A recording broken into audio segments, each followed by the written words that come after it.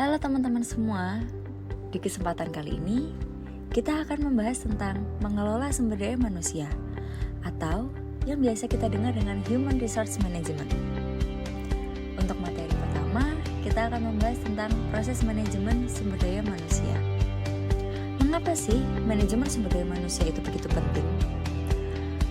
Manajemen sumber daya manusia menjadi penting karena memiliki 3 alasan.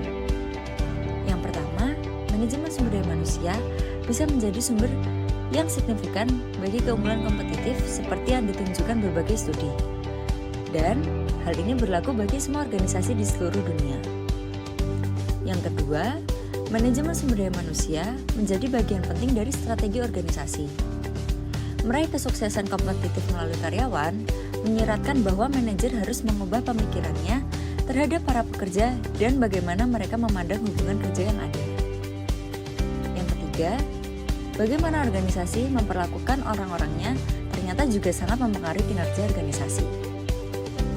Selanjutnya, kita akan membahas tentang faktor-faktor eksternal yang mempengaruhi proses manajemen sumber daya manusia. Yang pertama, ada pengaruh ekonomi terhadap manajemen sumber daya manusia. Yang kedua, ada serikat pekerja. Yang ketiga, lingkungan hukum manajemen sumber daya manusia. Dan yang terakhir, tren demografis.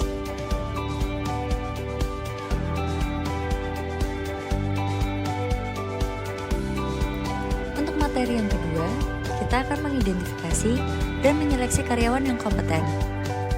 Untuk materi ini, kita akan membagi menjadi 3 bagian. Yang pertama, ada perencanaan sumber daya manusia. Yang kedua, perekrutan dan penderekrutan. Dan yang ketiga, yaitu seleksi. Untuk perencanaan sumber daya manusia, kita bagi menjadi 2 bagian. Yang pertama, menilai sumber daya manusia yang ada sekarang.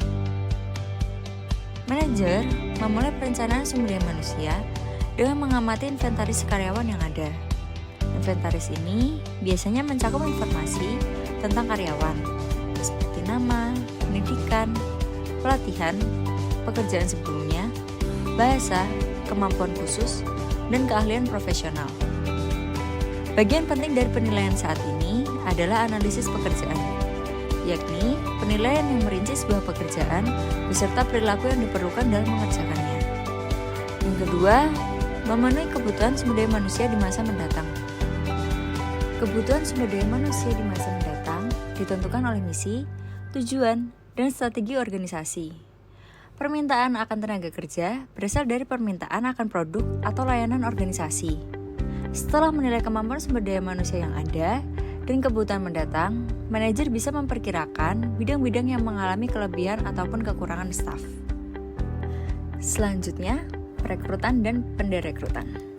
Apa sih perekrutan itu?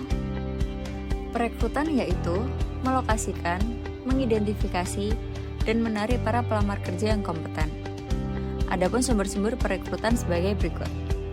Yang pertama ada internet, yang kedua rujukan karyawan, ketiga ada website perusahaan, perekrutan melalui kampus, dan organisasi perekrutan profesional atau headhunter. Selanjutnya, apa sih itu penderekrutan? Penderekrutan yaitu mengurangi angkatan kerja suatu organisasi atau perusahaan. Berikut adalah opsi-opsi penderekrutan. Yang pertama ada pemecatan atau pemutusan hubungan kerja. Yang kedua ada atrisi, transfer, pengurangan jam kerja, pensiun dini, dan berbagi tugas. Selanjutnya, kita akan membahas apa itu seleksi. Seleksi sendiri yaitu menyaring pelamar kerja untuk menentukan siapa yang paling memenuhi kualifikasi atas pekerjaan tersebut. Adapun beberapa alat seleksi yang biasa kita ketahui.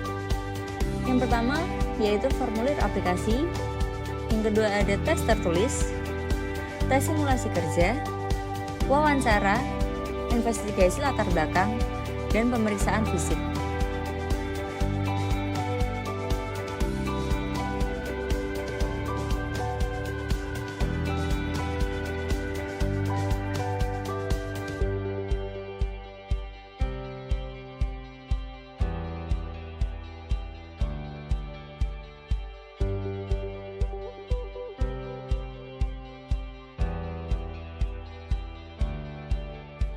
Yang selanjutnya, orientasi.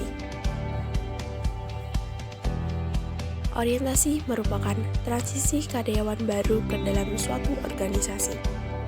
Orientasi sendiri terbagi ke dalam dua jenis. Yang pertama, orientasi unit kerja. Orientasi ini mengenalkan karyawan baru dengan tujuan unit kerja, memperjelas bagaimana dia berkontribusi kepada perusahaan, dan mengenalkannya ke teman kerjanya.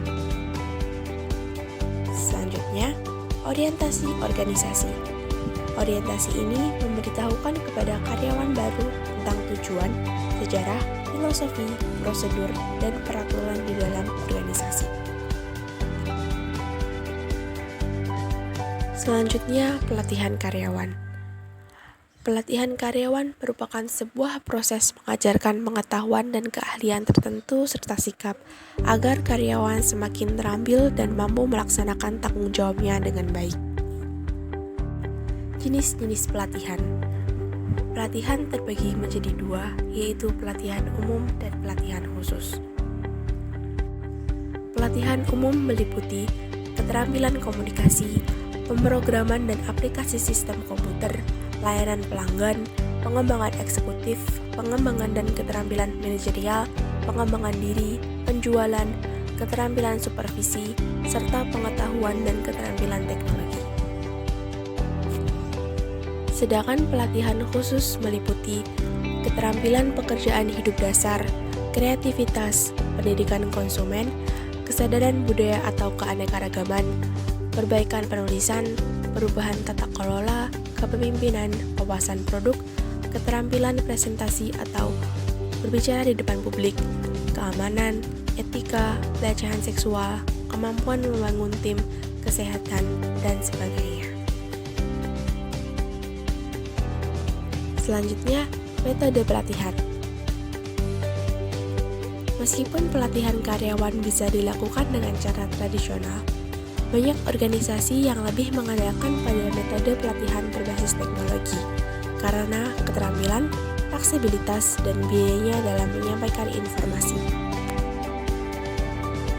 Jenis-jenis metode pelatihan tradisional. Yang pertama, on the job. Dalam metode ini, karyawan belajar cara melakukan tugas-tugas dengan mempraktikannya. Biasanya, setelah pengenalan terlebih dahulu terhadap tugas-tugas yang bersangkutan. Yang kedua, rotasi kerja.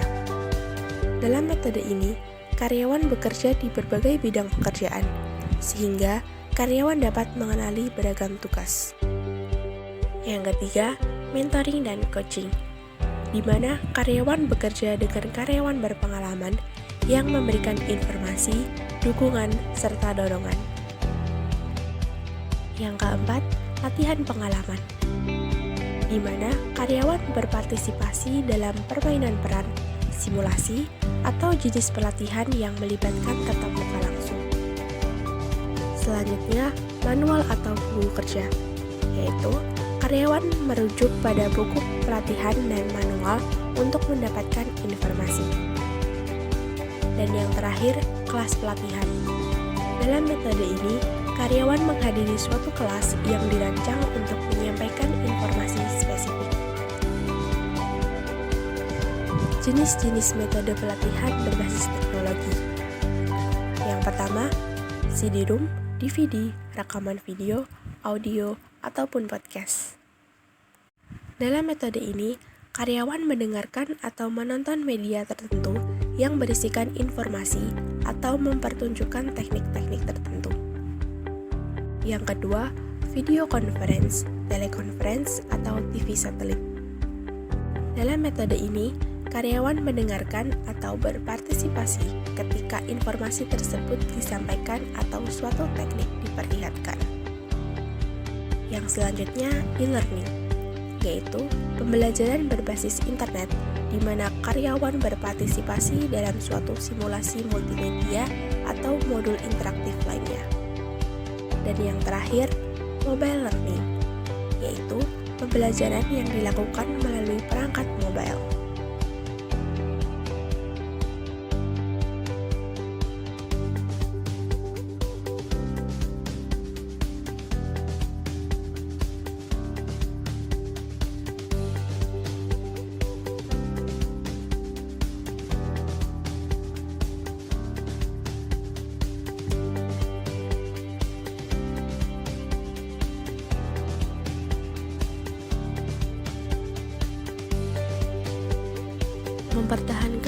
karyawan yang kompeten dan berkinerja baik.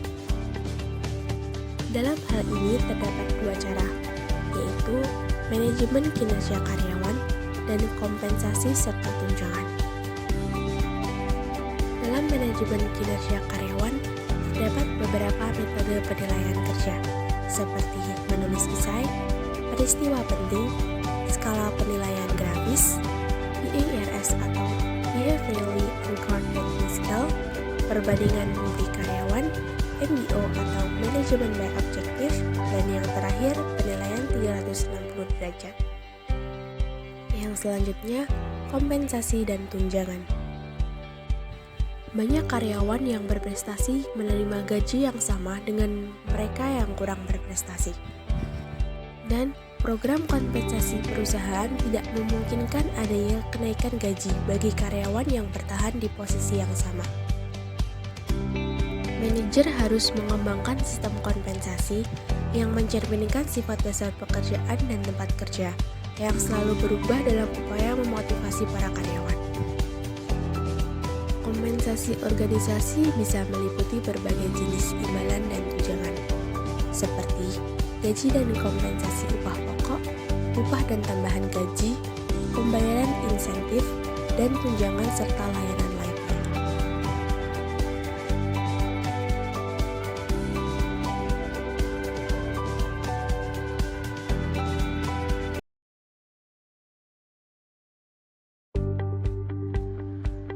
Selanjutnya, kita akan membahas mengenai isu-isu kontemporer dalam mengelola sumber daya manusia. Pada bagian ini, kita akan membahas mengenai 4 isu kontemporer yang sering terjadi dalam organisasi atau perusahaan. Yang pertama adalah mengelola perampingan perusahaan, mengelola pelecehan seksual, mengelola keseimbangan kehidupan pribadi dan pekerjaan, serta mengendalikan biaya sumber daya manusia.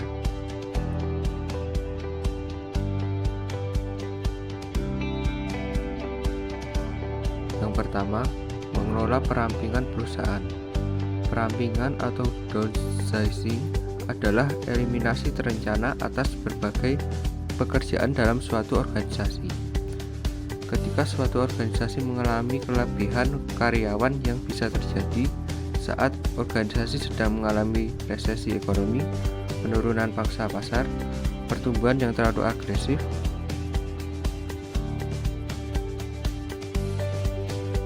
berikut adalah tips dalam mengelola perampingan. Yang pertama, memperlakukan seseorang dengan hormat. Kedua, berkomunikasi secara jujur dan terbuka. Ketiga, mengikuti undang-undang atau peraturan yang mengatur manfaat atau uang pesangon karyawan. Keempat, menyediakan konseling atau dukungan bagi karyawan yang masih bertahan. Kelima, merombak ulang peran karyawan berdasarkan latar belakang dan talenta masing-masing.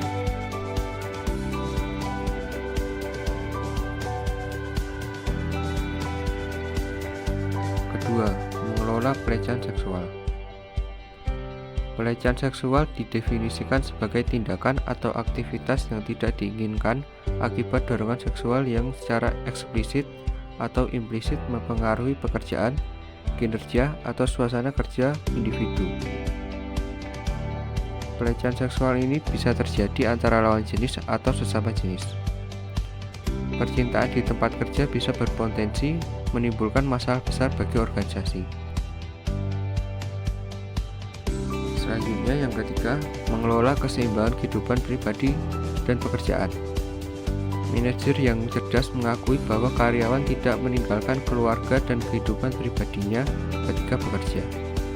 Meskipun manajer tidak perlu bersimpati dengan setiap detail kehidupan keluarga karyawan, organisasi kini semakin menyadari bahwa karyawan juga memiliki anak-anak yang sakit, orang tua yang mungkin membutuhkan perawatan khusus, dan masalah keluarga lain yang membutuhkan penanganan khusus. Dengan menyediakan berbagai opsi rancangan dan manfaat yang memungkinkan fleksibilitas yang lebih banyak di tempat kerja, serta memungkinkan mereka untuk menyeimbangkan atau mengintegrasikan antara pekerjaan dan kehidupan pribadi. Selanjutnya, contoh terakhir dari isu kontemporer dalam sumber daya manusia adalah mengendalikan biaya sumber daya manusia. Pemberian pensiun kini menjadi beban yang berat bagi perusahaan sehingga tidak sanggup lagi menanggungnya. Pada kenyataannya, sistem pensiun perusahaan digambarkan sudah tidak berjalan baik secara fundamental. Isu pensiun ini berdampak langsung terhadap keputusan sumber daya manusia. Di satu sisi, organisasi ingin menarik karyawan yang berkemampuan dan berbakat dengan menawarkan tunjangan yang layak seperti pensiun. Di sisi lain, organisasi harus menyeimbangkan hal ini dengan biaya yang harus dikeluarkan dalam menanggung pensiun karyawan.